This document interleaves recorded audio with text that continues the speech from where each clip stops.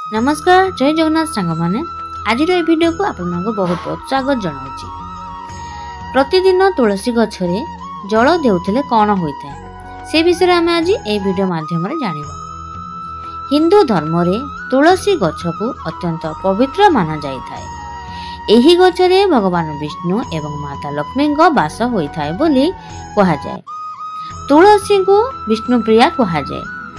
तेणु जो व्यक्ति प्रतिदिन तुलसी पूजा करिथाए तार केबे दुर्गति होई न थाए। तेबे तुलसी को जल देले कौन लाभ मिले ताहा आज आमे एही लेखा माध्यम रे कहिबु। थरे देवी सत्यभामा भगवान विष्णु को प्रश्न कले जे भगवान विष्णु समग्र विश्वर पालनकर्ता हेबा सत्वे भी काहेकि से तुलसी गछरे पानी देउछंती। उत्तर रे भगवान विष्णु कहते जे तुलसी गछ साक्षात माता लक्ष्मी रूप अटे। एही गछरे जल चढ़ाइले मनीष शत शत पापरु वर्ती जाए। एहाकू बुझेइबाकू जाई भगवान विष्णु एक कथा सुनाइछंती जहाकू मनीष श्रवण कले सबु पाप दूर होई जिवो। सेही कथा अनुजाई गोटे देश रे अवंतीपुर रे धनेश्वर नामक जड़े ब्राह्मण रहुथिला जे कि सबु बेले खराब काम कपट छलना एवं चोरी करी टंका कमाउथिला। दिन रे चोरी एवं राति रे पेशांक सहित राति बिताउथिला। थरे से हरिद्रा बिक्री पाई महेंद्रपुर पहुंचिला एवं नर्मदा नदी कूल रे थिबा संत महात्मा रहुथिबा कुटर रे एक मास रही सेमानंक सहित भगवान विष्णु को पूजा अर्चना एवं अजाणतरे तुलसी गछरे जल अर्पण कला। थरे से सोईथिबा समय रे निदरे साप कामुड़ी देबारु तार मृत्यु होईगला।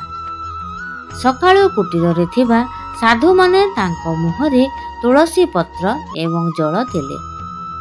मृत्यु परे जमराजा दूत माने ब्राह्मण को जमपुर को नहीं गले। जमपुर रे चित्रगुप्त तांको पाप पूर्ण समय देखी तांको नरक को पठाइबा पाई जमराजा को कहिले। तांको जेते बेले जलंता नियारे पकाई दिया गला सेते बेले निया ठंडा पड़ी गला जहा देखी समस्त आश्चर्य होई गले। यहा जेते बेले जमराजा जानिले से मध्य आश्चर्य होई गले। सेही समय रे सेठारे देवर्षि नारद आसी पहुंची थिले जहां को जमराजा एभली घटिबार कारण विषय रे मध्य पचारिले जे जने ठक पापी दुराचारी ब्राह्मण नरक रे पड़िबा परे नरक काहेकि ठंडा होई जाउची। नारद कहिसंती जे सेही ब्राह्मण जनक अजाणतरे जे एमिति किछि करिछि जहा पुण्य ठारू आहुरी अधिक अर्थात से नित्य तुलसी रे जल अर्पण करुथिले।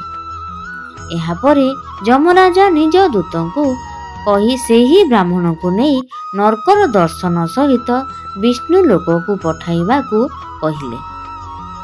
तेणु भगवान विष्णु अनुजाई जो घरे तुलसी गछ रही थाए सेही घरे सर्वदा सुख समृद्धि रही थाए।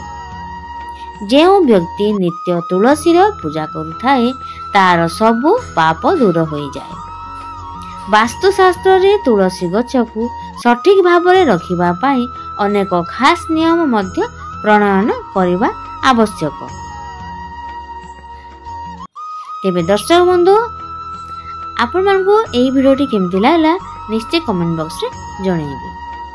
आ एही वीडियो को आपण माने जदी फेसबुक रे देखुचंती तेबे मो फेसबुक पेज को फॉलो कर देबे। आउ जदी आपण माने यूट्यूब रे देखुचंती तेबे चैनल को सब्सक्राइब कर देबे। वीडियो को शेष पर्यंत देखिथिबारु आपण मानकु बहुत बहुत धन्यवाद।